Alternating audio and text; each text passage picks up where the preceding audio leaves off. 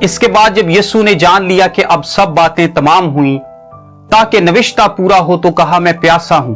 यूहन्ना 19 बाब 28 आयत। यीशु को पहली दफा जो मैं पेश की गई वो यीशु ने क्यों ना पी?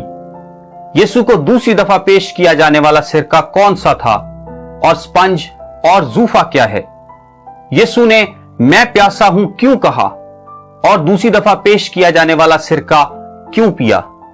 आइए जानते हैं। यीशु को पहली दफा जो मैं पेश की गई वो यीशु ने क्यों ना पी? यीशु मसीह को 2 दफा मैं पेश की गई, एक सुबह 9 बजे सलीब देने से पहले और दूसरी दोपहर 3 बजे मौत से बिल्कुल पहले।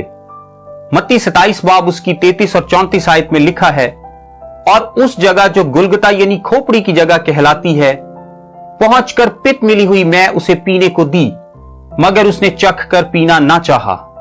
फिर मरकस 15 बाब उसकी 22 और 23 आयत में लिखा है, और वो उसे मुकामे गुलगुता पर लाए, जिसका तर्जमा खोपड़ी की जगह है, और मुर मिली हुई मैं उसे देने लगे, मगर उसने ना ली। ये वो मैं है जो मुकामे गुलगुता पर पहुंचते ही यीशु को पेश की गई थी। अब ये पित्त और मुर मिली मैं क्या थी और क्यों दी जाती थी?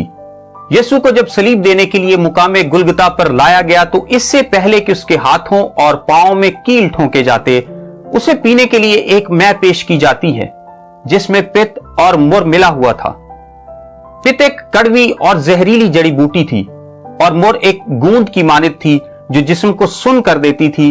इसका असर एनेस्थीसिया जैसा था। इससे मुजरिम को तकलीफ का एहसास कम होता था, उसका होश भी जाता रहता था, और रोमी फौजियों को भी आसानी होती थी हाथों और पांवों में कील ठोंकते हुए। कहते हैं यरूशलेम में एक अमीर औरतों का ग्रुप था जो इमसाल उसके 31 बाब 6 आयत के मुताबिक, जिसमें लिखा है, शराब उसको पिलाओ जो मरने पर है और मैं उसको जो तल्ख जान है। इस पर अमल करते हुए ये मैं मुहैया किया करती थीं। लेकिन इस मैं में सिर्फ मुर शामिल होती थी। लेकिन यहां मत्ती की इंजील के मुताबिक उन्होंने पित्त भी मिला दी जो बहुत कड़वी और जहरीली होती है, ताकि वो उसे यीशु के लिए और अजियतनाक बना सकें और उसका तमस्खुर उड़ा सकें। सो हम ये अंदाजा लगा सकते हैं कि जो मैं खवातीन ने बनाई थी ये वो नहीं थी, बल्कि रोमी फौजियों या यहूदी लीडरों की तैयार करदा थी। लेकिन यीशु ने जैसे ही चखा, उसने इस पित्त और मुर मिली मैं को पीना ना चाहा जो जिस्म को सुन कर दे और तकलीफ को कम कर दे। यीशु ने इसे पीना ना चाहा। यीशु नहीं चाहता था कि इस मैं को पीने से इसका जिस्म सुन हो या इसको तकलीफ का एहसास कम हो। वो किसी शॉर्टकट के चक्कर में नहीं था। वो सलीब का दुख बर्दाश्त करने के लिए इस दुनिया में आया था। वो इस तकलीफ को पूरे तरीके से बर्दाश्त करना चाहता था। अगर तकलीफ का कम करना ही मकसद होता तो वो सलीब पर जाता ही क्यों? उसने आसान रास्ता इख्तियार करने से इनकार कर दिया।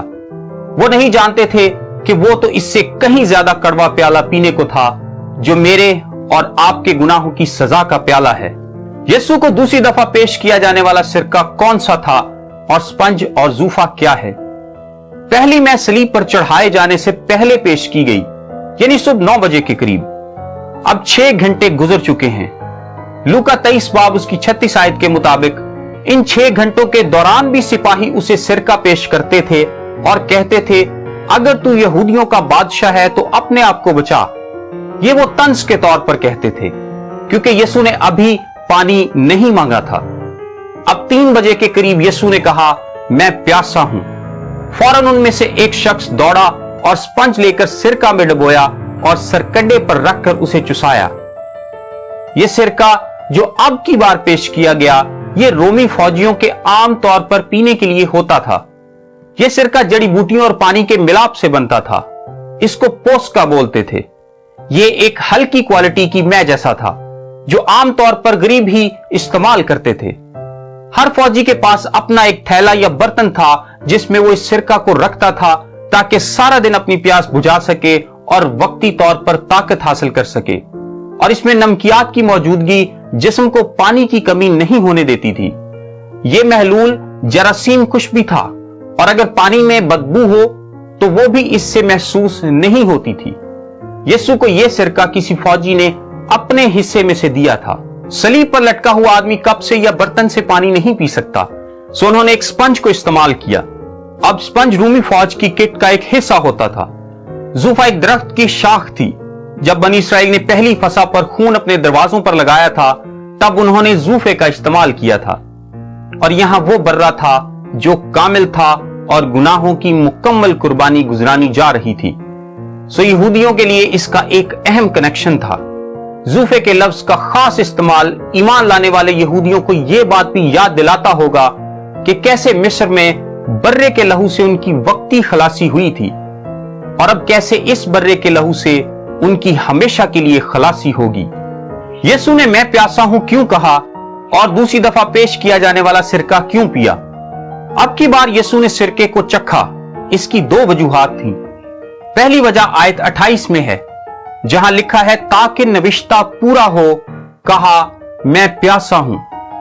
यह नविश्ता ज़बूर 69 उसकी 21वीं आयत में है। उन्होंने मुझे खाने को इंद्रायन भी दिया और मेरी प्यास बुझाने को उन्होंने मुझे सिरका पिलाया।